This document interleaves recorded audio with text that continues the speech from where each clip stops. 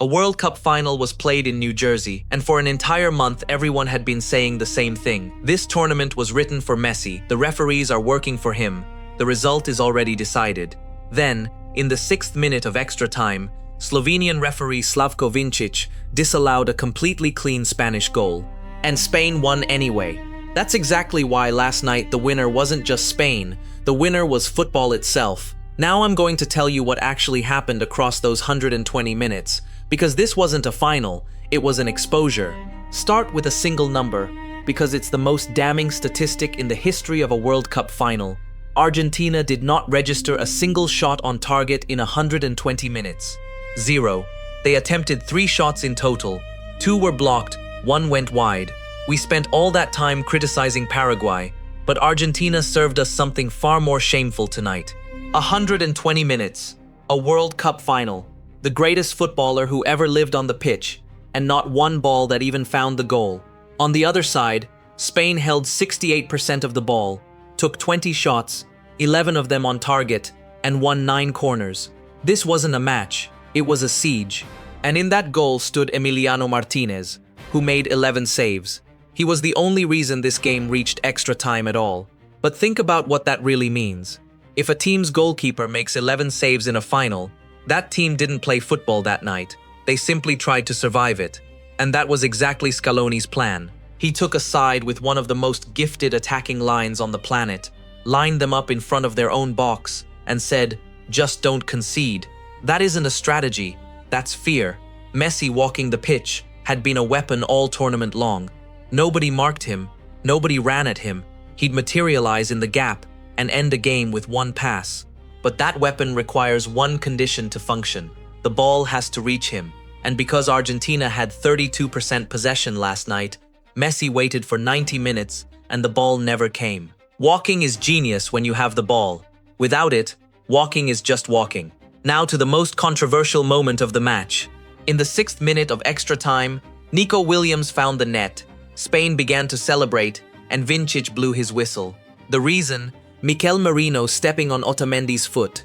What the replays showed was a millimeter of contact between 2 toes and Otamendi's theatrical launch into the air. Worse still, VAR couldn't even intervene because the whistle had gone before the ball crossed the line, and by rule the phase couldn't be reviewed. Social media erupted worldwide. From Brazil to England, everyone wrote the same thing. That is not a foul. And this is precisely where that famous conspiracy theory collapses. For a month, the internet insisted FIFA would gift Messi the trophy.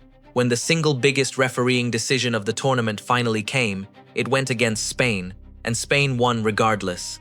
The most beautiful way to disprove a theory is to beat it on the pitch. The uglier moments complete the picture perfectly. Right after halftime, with the ball nowhere near them, Leandro Paredes shoved an entirely unsuspecting Rodri in the back, and both teams piled into each other at midfield.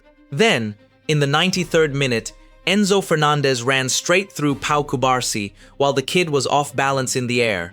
Cubarsí flipped over, Vinčić produced the second yellow, and Argentina played the entirety of extra time with 10 men. By the end of the night, the picture was this.